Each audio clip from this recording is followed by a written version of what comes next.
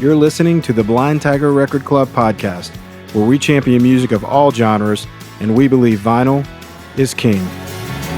For a dying man, I feel pretty good, I feel pretty good. For a righteous man, I'll do what I should, do what I should. For a fallen man, I'll get up again, I'll get up again. For a dying man, I feel pretty good. Oh, we're born to trouble as the sparks fly high. Born to trouble as the sparks fly.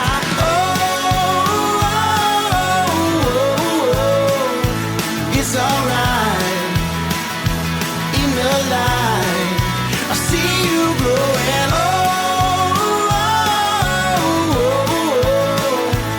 It's alright. In the light, I see you glowing. Welcome back to Season 2 of the Blind Tiger Record Club podcast, and to one of our smaller episodes that we call the 45. I'm David Williams, and I'm here with Rudy Newman. Hey, Dave. On our regular episodes, we are focused on one artist and album and usually have a guest host to join in the discussion. The 45 is our chance to introduce you to several albums in a shorter format. So today we are going to tell you about our April Spotlight album and some of our new store additions. Our Spotlight album is just a new release that we are really excited about, but it's not part of our Record of the Month program. So whether or not you're a member of B.T.R.C, the 45 is a great way to get introduced to some new artists and discover some albums that you may not be familiar with. All of the albums are available for purchase at blindtigerrecordclub.com. So Rudy, let's drop the needle and take a look at Blind Tiger Record Club's April Spotlight and new store editions. It's a fool's game. So to start things off, we're going to talk about our Spotlight album, and it's Glen Hansard and the Wild Willing.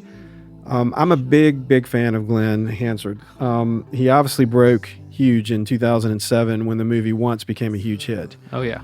The song Falling Slowly won an Academy Award and a Critics' Choice Award and was nominated for a Grammy. I'm pretty sure you couldn't go anywhere without hearing it for that year or two. Pretty much. Yeah. And in 2013, Once finally did win a Grammy when the Broadway performance came out. So, the film kind of led to the launching of the Swell season, which was a duo, and they released 2 albums in 2006 and 2009. And that was him and the girl from Once, correct? Yes. Marketa Erglova? Yes, that is exactly right. And I wasn't about to attempt to say her name, so I'm glad you took it. So I'm also a huge fan of his original Irish band, The Frames. If you haven't dug into The Frames catalog, I would highly recommend them. Glenn founded The Frames in 1990, and they still tour from time to time today, although I think it's been a few years since they have done anything.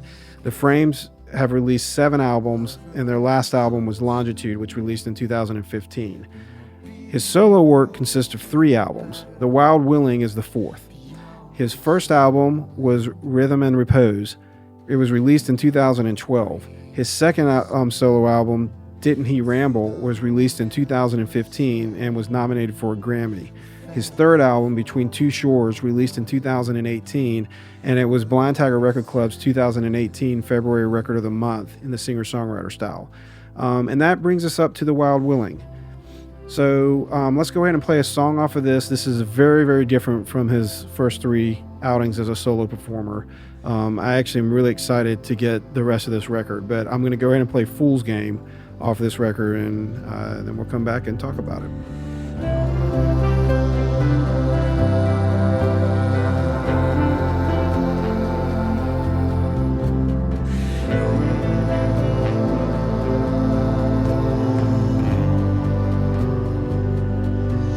It's a fool's game when you've nothing but a heart to break. Better keep on breaking it, lover, until it opens.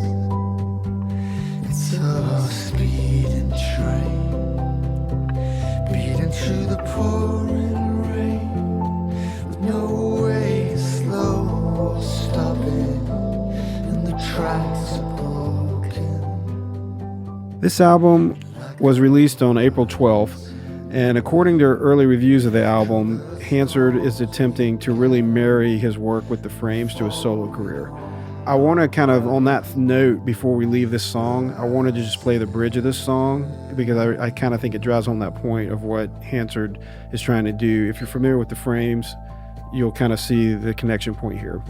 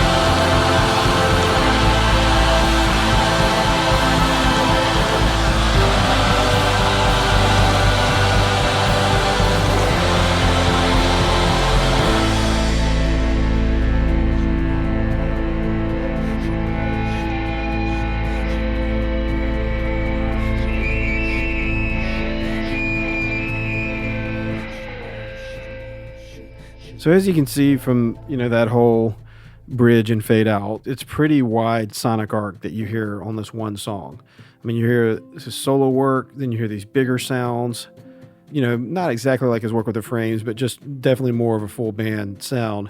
And then at the end, it kind of reminds me of the Swell Season a little bit, with all these kind of like haunting vocals kind of taking you out on the fade out.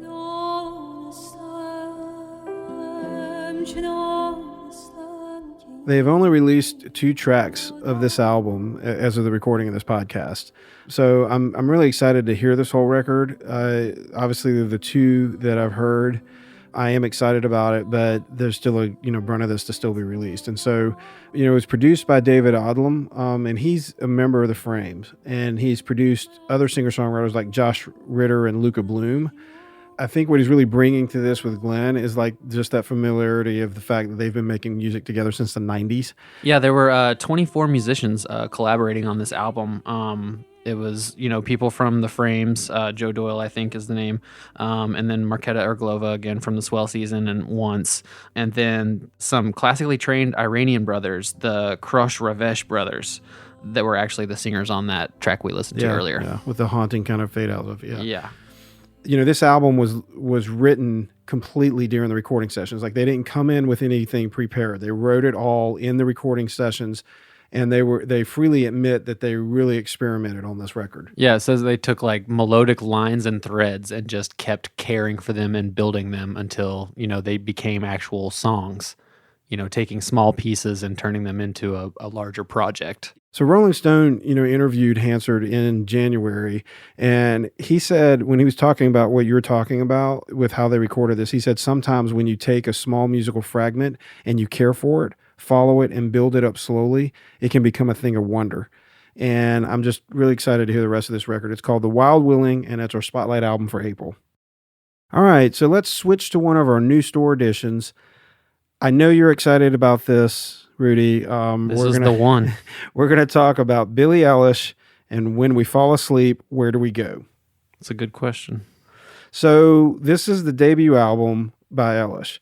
It was released March 29th. She's on Interscope Records, and this album is getting a pretty big push from everything I can see. Yeah. The first single was You Should See Me in a Crown. It was released last summer, and it peaked at number 7 on Billboard's alternative chart. The second single is probably my favorite song on the record. So let's play that one to introduce her here. If you haven't heard of her, this is When the Party Is Over.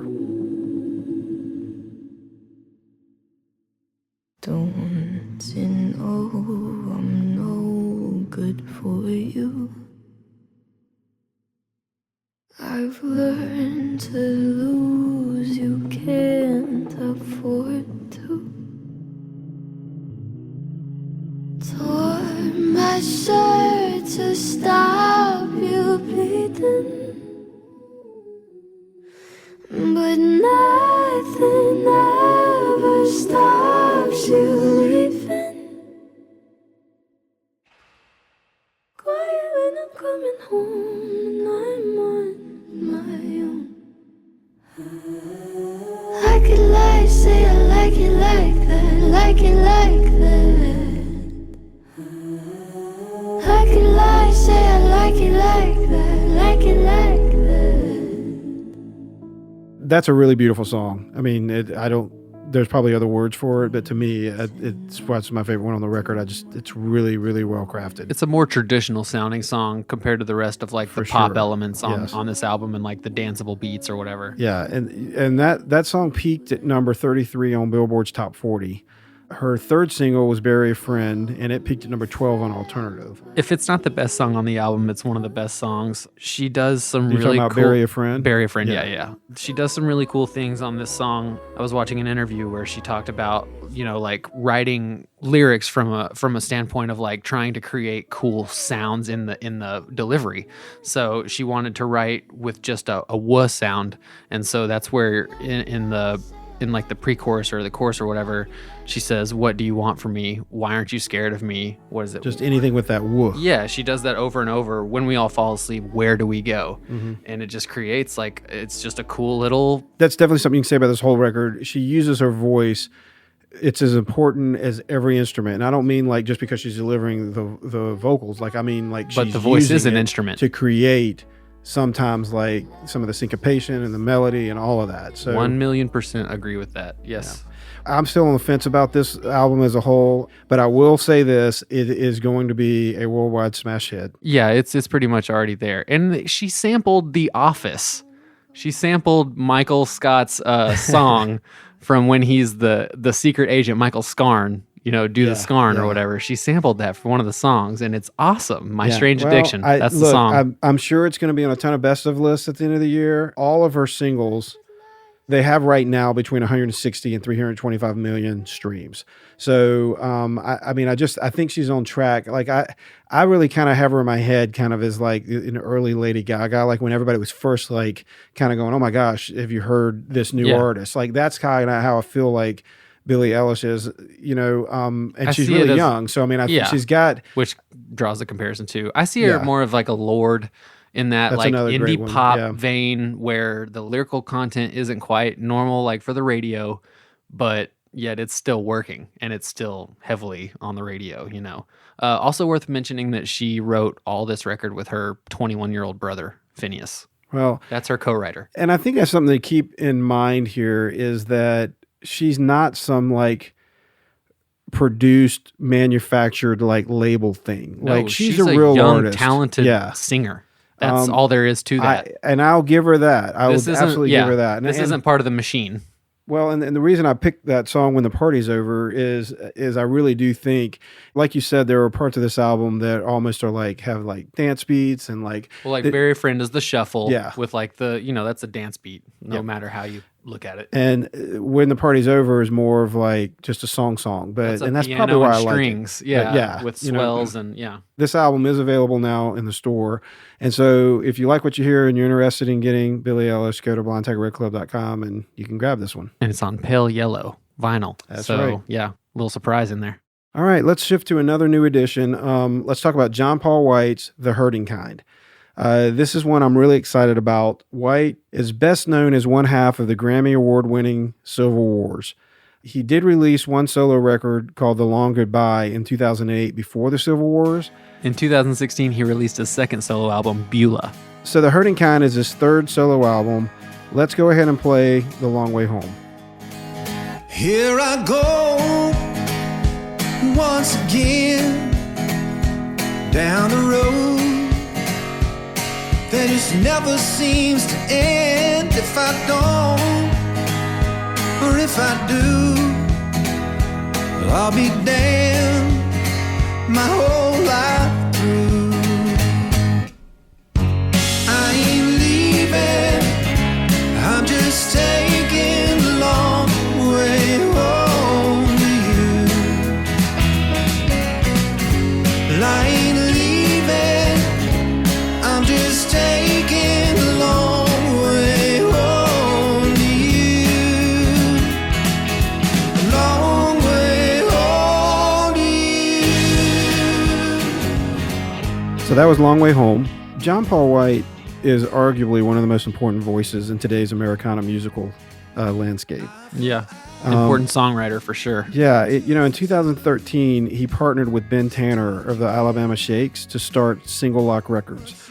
And at the time, they were focused on music from the Muscle Shoals region, but now they've kind of expanded that a bit. They even have some Nashville-based artists like Nicole Atkins. In 2014, the label saw their first entry into Billboard 200 with St. Paul and the Broken Bones album, Half the City. Oh. So, he's more than just an artist. He's more than just a songwriter. I mean, he has appeared on albums like His Golden Messenger, Penny and Sparrow, which he also produced. He's been on Roseanne Cash's recent work, Rodney Crowell.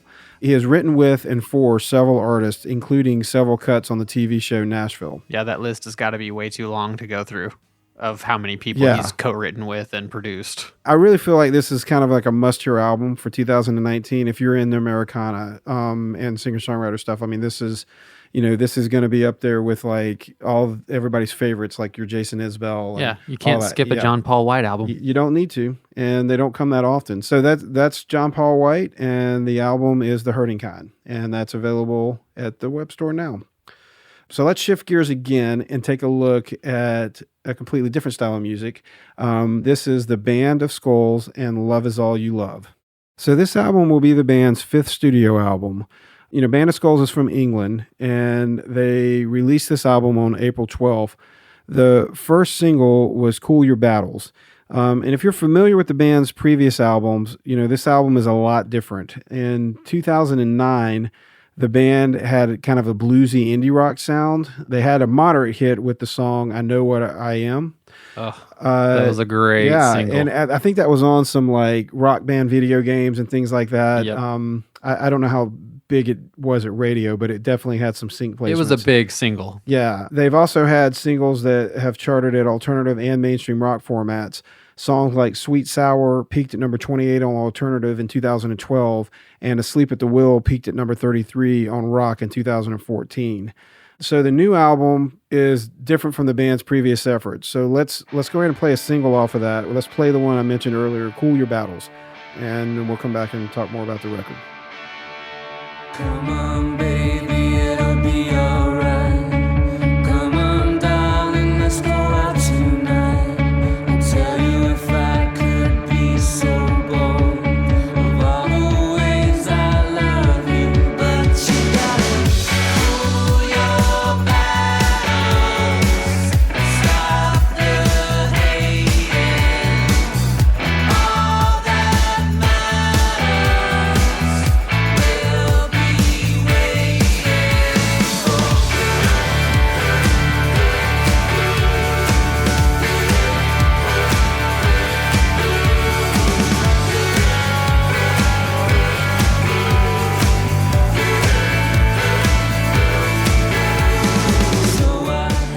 The album was produced by Richard X in 3 different locations, 2 different studios in London, and another studio here called the Smokestack in Nashville, Tennessee.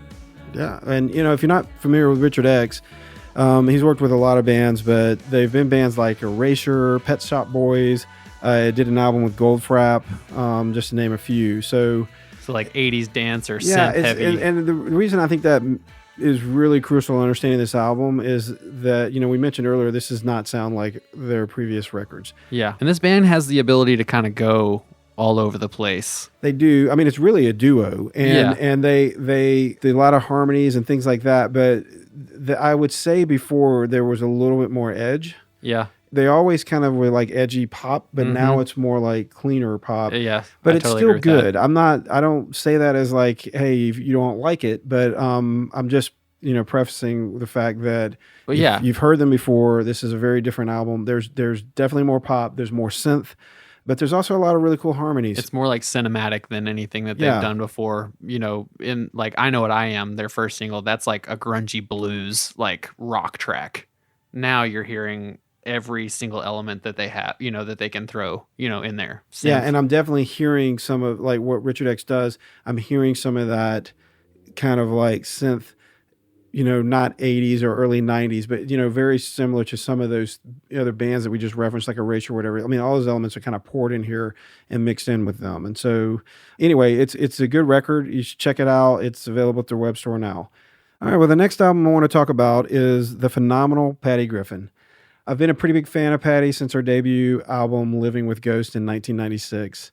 And since that time, she has become one of the most influential artists in the folk Americana world. She's been nominated for 7 Grammy Awards. She's won 3. She's been nominated for 7 Americana Association Awards. She's won 2, including Artist of the Year in 2007. She has also been nominated for 2 Dove Awards, winning Inspirational Album of the Year in 2011. So it would take an entire podcast to really have a good discussion of Patty Griffin. But I think a good introduction, if you're not familiar, would be her 2007 release, Children Running Through. That garnered the Artist of the Year AMA that we mentioned, as well as Album of the Year AMA, Song of the Year AMA nomination, and Grammy nom for Best Contemporary Folk Album. So before we jump to her new record, let's play one of her most popular songs off the Children Running Through album. The song is Up to the Mountain, the MLK song. I went up to the mountain because you asked me to. Up over the clouds to where the sky was blue. I could see all around me, everywhere. I could see all around me, everywhere.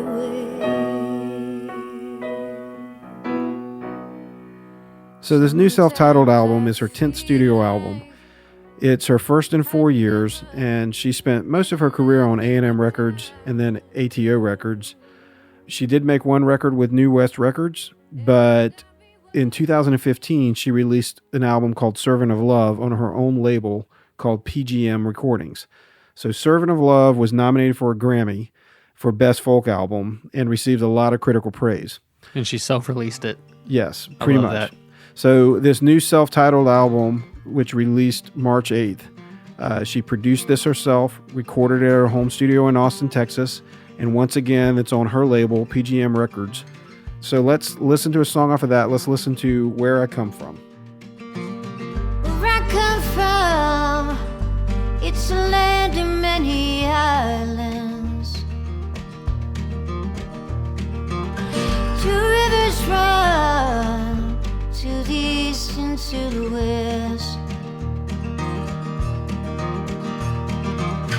Wanted to run far away as I could, as fast as I could get. No matter where I've been, I can't escape who I am or forget.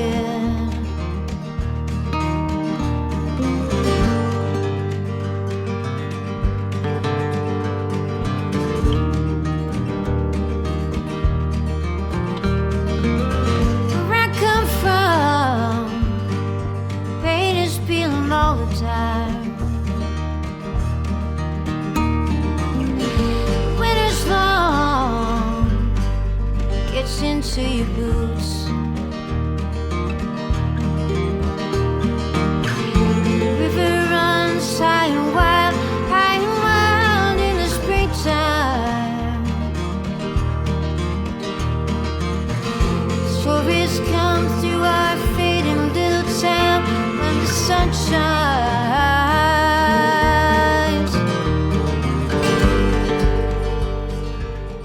All right, this record, it's often melancholy and sometimes really somber.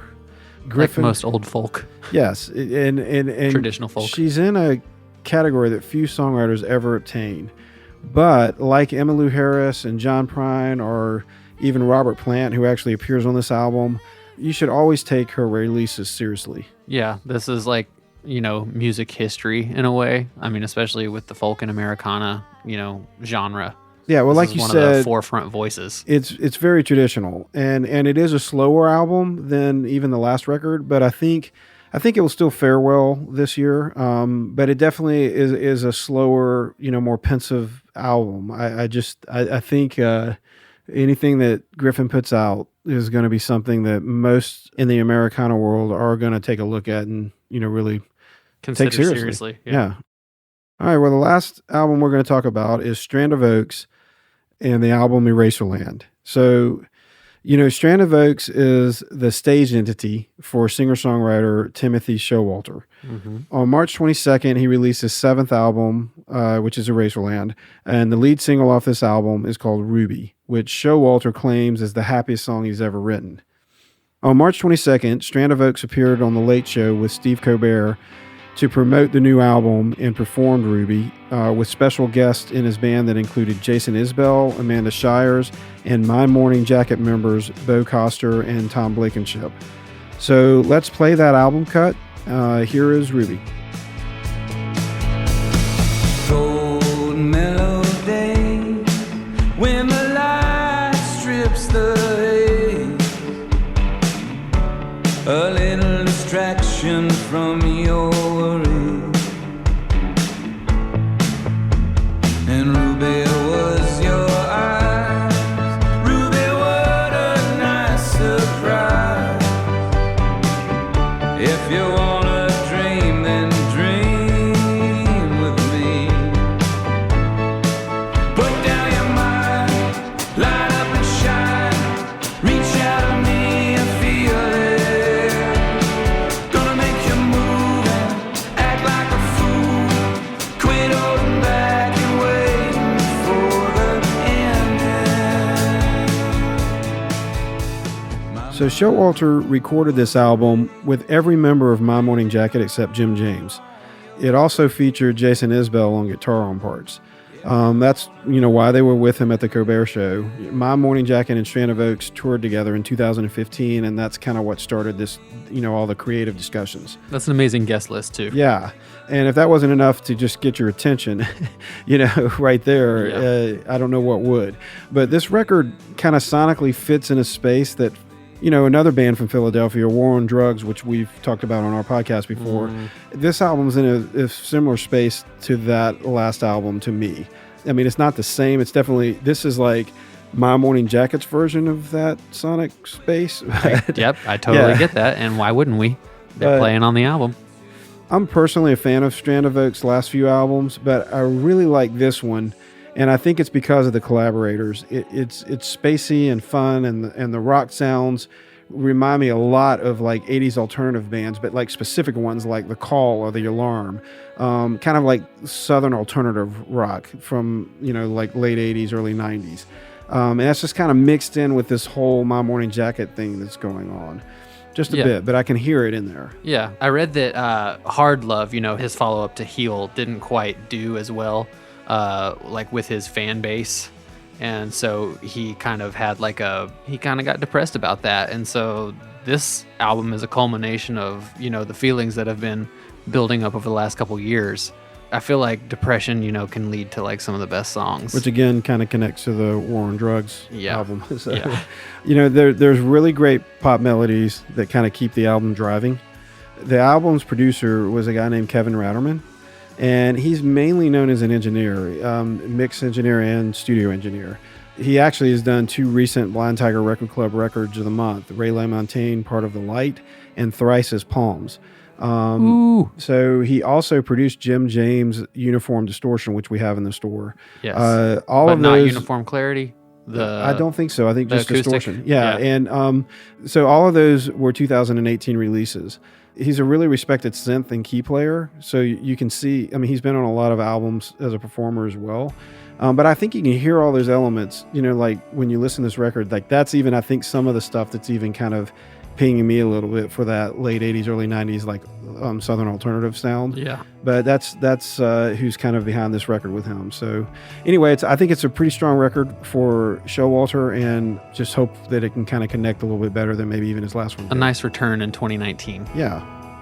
Well, that wraps up this episode of the Blind Tiger Record Club's 45.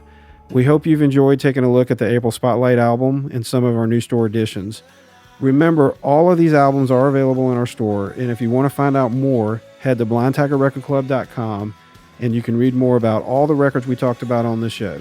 So until next time, keep the wax spinning. For a dying man, I feel pretty good. I feel pretty good.